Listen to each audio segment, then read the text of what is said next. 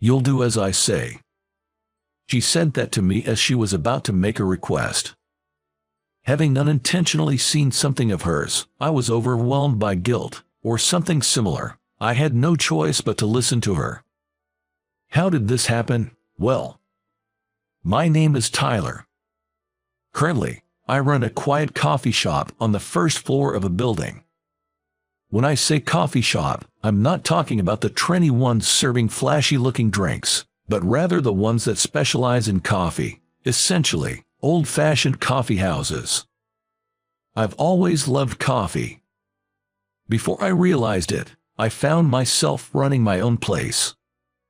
I researched coffee beans and brewing techniques, worked hard to make the best coffee. After much dedication, I finally had my own shop. Of course, every coffee I serve is my pride and joy. For those who aren't fans of bitter tastes, I also have a variety of items like café au laits, suitable for beginners. I've created light meals that go well with coffee. It's truly a place made for coffee lovers. Now, being a huge coffee enthusiast, I drink multiple cups a day, so much so that my doctor advised me to cut back. I have to stay healthy to keep the shop going, after all. It's crucial to manage stress and have some outlets, but dang, haha, the coffee here is as bad as ever, haha. That's how I'm battling stress right now. It's currently 9:30 in the morning. I set the shop's opening time at 10 a.m., so it's technically before opening, but there's a man at the counter, enjoying a sandwich and coffee while tossing out insults. His name is Kevin. He's an incredibly rude fellow, but I can't say anything against him. Why, you ask? Well, let me tell you.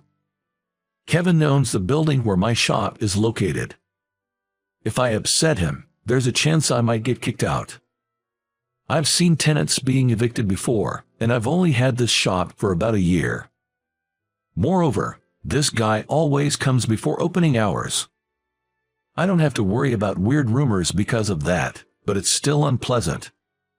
If you think it doesn't taste good, you don't have to come, Kevin. You must be a busy man. If I can get a free meal, why not? Even if it's bad to my gourmet taste, it's probably just right for the average Joe. Haha. In exchange for a discounted rent, I occasionally serve him breakfast. I eagerly accepted that deal, but if I could go back, I'd punch my past self. Sure, Kevin is an investor in real estate and other ventures. That means he has a refined palate, but it is not certain whether his sense of taste is truly superior. Anyway, being criticized like this doesn't feel good, but I have to endure for now. After finishing the sandwich and coffee I made, Kevin remarked, "Today's was a bit better, haha, keep it up," and left with some mysterious advice. He stayed for 20 minutes. He leaves right around opening time, so it doesn't interfere with my business. But man, it's exhausting. But that's not the customer's concern. I have to do my best for those who come to enjoy my coffee. A few hours later, around 2 p.m. when the rush started to calm down, the chime of the doorbell rang, signaling a new customer's entrance. "Welcome, just one of you." "Ah, yes, just me." The person who entered was a woman with glasses. Her round face complemented her short bob, and she wore a lacy skirt. She looked quite young. Moreover, she stared intently at me, making me tilt my head in confusion. I had shown her to a seat, but she didn't move. Maybe there's something on my face. "Excuse me, ma'am, is there something? Sorry for coming out of nowhere. Are you Tyler from North Elementary and Northridge Middle School?" She stared at me intensely as she said that. Hearing her words, my eyes widened. Because she had correctly named the schools I went to. At the very least, this woman in front of me seemed to know me. I gave a small nod. "Yes, that's me, but..." "I knew it. It's me, Emily. Don't you remember?" "What, Emily?" The shop was empty at the moment, and I couldn't help but raise my voice. "Emily. Unforgettable." She's my childhood friend. I can't recall when we first met. We lived close by, attended the same preschool, and played a lot at the same park. Emily's parents ran a business, so she was like a little heiress, while I came from an average household. But such differences didn't matter in our childhood, and Emily and I shared countless adventures. From racing to hide and seek, to seeing who could make the biggest mud pie. We spent so much time together that even in elementary school, we were inseparable. In fact, Emily was so shy that she'd say she was scared to go to school if I wasn't with her. Her concerned parents even considered transferring her, but she was adamant. I don't want to be separated from Tyler. She was quite stubborn, to say the least. So, we went to and from school together, and I often hung out at her house. Our parents became close too, and whenever my folks were late from work, Emily's parents would let me stay over. Their house was so grand, it was every kid's dream. But our close bond broke in middle school. Why? Because I heard Emily got a boyfriend. She always had a youthful, round face which made her popular among the boys in middle school. So when I heard she got a boyfriend, honestly, I was jealous. I regretted not confessing my feelings to her sooner and realized for the first time that I had fallen for Emily. Moreover, I witnessed Emily entering the science prep room with an older boy from a year above. Curious, I sneaked a peek and saw Emily and him hugging each other. In an empty classroom, just the two of them sneaking around. Well, the nature of their relationship was pretty clear. In that moment, I realized that although I had feelings for Emily, it was too late. I distanced myself from her. Can't blame me, right? The senior she was with was good-looking, and I felt I couldn't be by Emily's side. At the very least, I didn't want to stand in the way of her happiness. And so, our connection was broken. Emily reached out a few times after starting high school, but I never felt like responding. Eventually, her messages stopped coming. But now, after all this time, why is Emily standing right in front of me? We hadn't met since becoming adults, so I didn't recognize her immediately. But now, even with makeup, she's unmistakably Emily. I'm so glad. You remember me. How could I forget? But why are you here? I saw your cafe in a magazine, so I just had to come. Come to think of it, my cafe had been featured in magazines a few times. Apparently, Emily saw one of those and decided to drop by. Thanks for coming. Feel free to relax and stay a while. Tyler, do you have time later? Huh? There's something I really need to ask. I know it's presumptuous to suddenly show up like this, but you're the only one I can ask. Emily looked desperate and anxious. It seems there's a significant matter at hand. Seeing her distressed, I took a quick glance at the clock. Okay, I understand. My cafe closes at 6 p.m. Can you come by afterward? I'll treat you to a coffee, considering you've come all this way. Thank you. I felt bad leaving Emily in her current state, but I couldn't leave the shop during business hours. We decided to meet up later, and Emily left for the time being. By the way, my cafe operates from 10 a.m. to 6 p.m. I don't offer a breakfast menu because I want customers to savor their coffee. With that thought, I decided to prepare a coffee for Emily and watched her leave. After 6 p.m., when the shop had closed, Emily returned. With no other customers around, she seemed a bit more relaxed. I offered her a low-caffeine latte and took a seat opposite her. It reminded me of the times we used to hang out at diners, sipping on soft drinks and chatting away.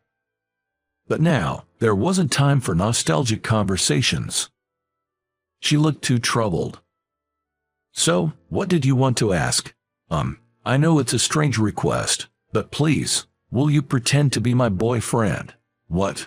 Emily nearly bowed to the ground as she begged me. I, on the other hand, was surprised by the unexpected request. Why on earth would she ask such a thing? Curious, I listened to her story. Given that Emily was a CEO's daughter, her father had been pressuring her to get married and even set her up for an arranged date. The other party was an acquaintance of her father's, and for Emily, who isn't particularly social, it was a complete hassle. So, on the spot, she told them, "I already have a boyfriend," to refuse the arrangement.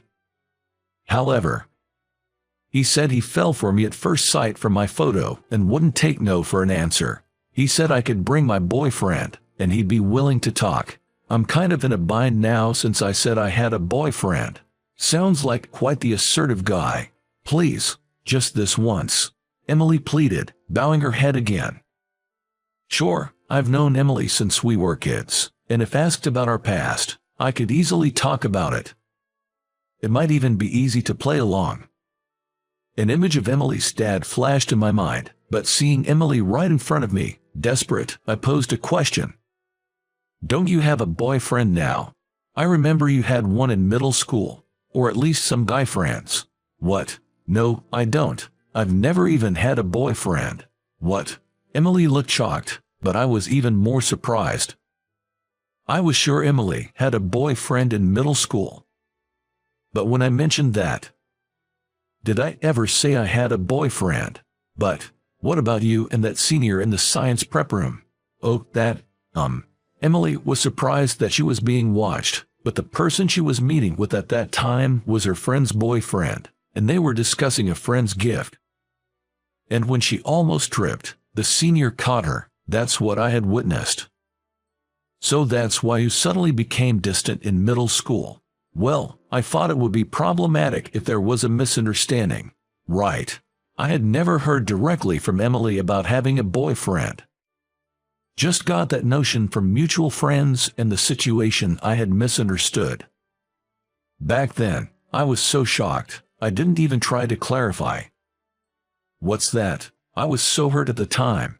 Why didn't you ask me? I didn't have the courage to. Sorry. I genuinely apologized. From Emily's perspective, I had suddenly become distant and didn't even reach out. It's only natural for her to feel hurt. Pouting, Emily said, "If you feel guilty, then do as I say." With that, I agreed to her proposal. Being Emily's pretend boyfriend, even temporarily, isn't so bad, right? That's what I thought, but then. Why is Tyler here? Kevin. We were set for a formal date in a rather fancy restaurant, but to my surprise, the other party was none other than Kevin. Oh boy, this is looking pretty bad. There's even a chance I might get kicked out of the place. But by agreeing to act as Emily's boyfriend, I had already risked offending Kevin. So, it was already too late to back out. I decided to focus on protecting Emily. Though I had that in mind, the meeting turned out to be a disaster. Kevin went on and on about how bad my taste was. This guy has no taste buds whatsoever. He always serves turbo coffee. He's barely scraping by thanks to some online reviews, but he's just a pool cafe owner kept afloat by a few loyal customers. He's not good enough for you, Emily. I don't know what he told you, but you shouldn't be with this loser. I was amazed at how condescending he could be. For the most part, I just let it slide. But Emily's reaction caused an even bigger scene. Enough. Don't mock Tyler. You probably don't know much about coffee, do you? I'm a bit of a coffee enthusiast, making it from fresh beans every day. His coffee might sell okay, but it's not that great. He doesn't even realize how bad it is. Just because I'm not a coffee expert doesn't mean I don't know Tyler's skill. Maybe it's you with no taste buds. Emily, calm down. Emily was fuming, while Kevin smirked confidently. There's no way I have poor taste, right? This is supposed to be a date, right? Not a fight. I was relieved I was there with Emily, but I also felt guilty for causing all this. However, Emily ended the argument with one sentence. You might have said Tyler's coffee is bad, But how could a barista who won first place in the World Coffee Championships make bad coffee? Huh? The room went silent. I was worried when she brought that up, but Kevin looked utterly stunned. Seeing this, Emily went on the offensive. Tyler's pretty well known in the industry. Even if you think you have a refined palate, calling Tyler's coffee bad doesn't make sense. Yes, personal preference plays a role, but your comments about Tyler lack any real basis. But then why doesn't he advertise that? There was nothing about that in his cafe. Kevin glared at me, to which I sighed and replied, "If I flaunted that, it'd bias people's opinions of my coffee, so I was trying not to mention it." Seriously, I had reluctantly featured my cafe in a magazine. Everyone would naturally think that coffee made by a champion barista would be amazing. I just wanted people to enjoy my coffee without any preconceptions. Saying this, I pulled out a folded magazine clipping from my wallet and showed it to him. Honestly, I was genuinely happy to be featured in the magazine, and I kept the clipping in my wallet as a sort of good luck charm. Seeing this and realizing that the story was true, Kevin began to wince and shake. Despite all his complaints, he still came to drink my coffee. He probably recognized its quality. His ego probably couldn't handle praising coffee he thought was made by a regular Joe like me. That's why he'd been belittling me so much. But I knew that there were plenty of people who truly appreciated my work, so I could brush off Kevin's ranting. In the end, Kevin stormed off saying, "You'll regret this," and the date was called off. We decided to head home. "I'm sorry. Do you think you will get kicked out of the building?" "It's okay. Even if we do, they'll give us some time. If it comes to that, I'll just try my luck somewhere new." Saying this, I escorted Emily back to her family's home. While I was concerned about the cafe, I felt good about standing up for Emily. But now that this was over, would Emily and I drift apart again? The mere thought filled me with a deep sense of loneliness. It felt a lot like when I heard Emily had gotten a boyfriend. Did I want to be away from Emily again? No, definitely not, especially after rekindling our bond. This time, I want to be right by her side. "Hey, Emily, what's up?" I stopped walking, and she did too. Looking straight into her eyes, I declared, "I've always loved you, Emily. I want to be your real boyfriend."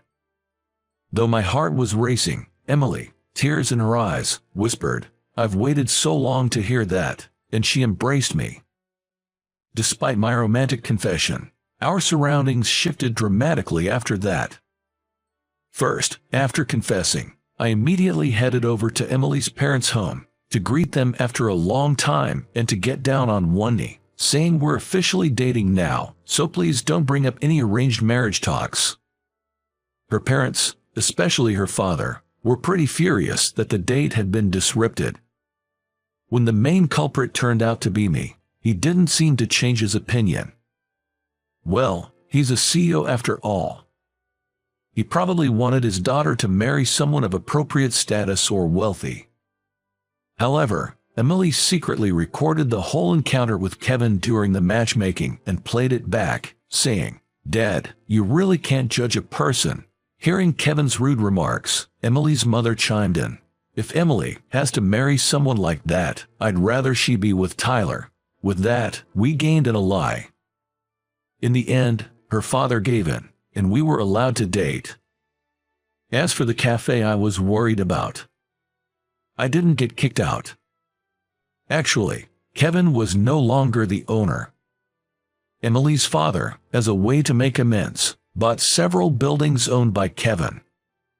Turns out, Kevin had a habit of berating other tenants in the building, just like he did with me. He got sued by a bunch of them.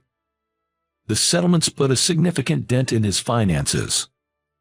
The real estate world has its interconnections, so Kevin's been feeling pretty cornered. Emily's father was furious, saying, "He dare hurl those nasty words at my daughter." It seems he took various steps to set things right. After a few months, I stopped hearing about Kevin entirely. I'm not sure what's become of him. As for us, Emily started helping out at my cafe, so we're together almost all the time.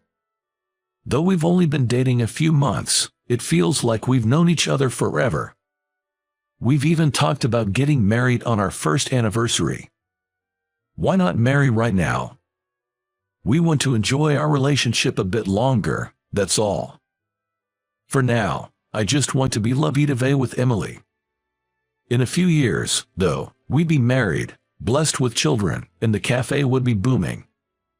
But that's a story for another time.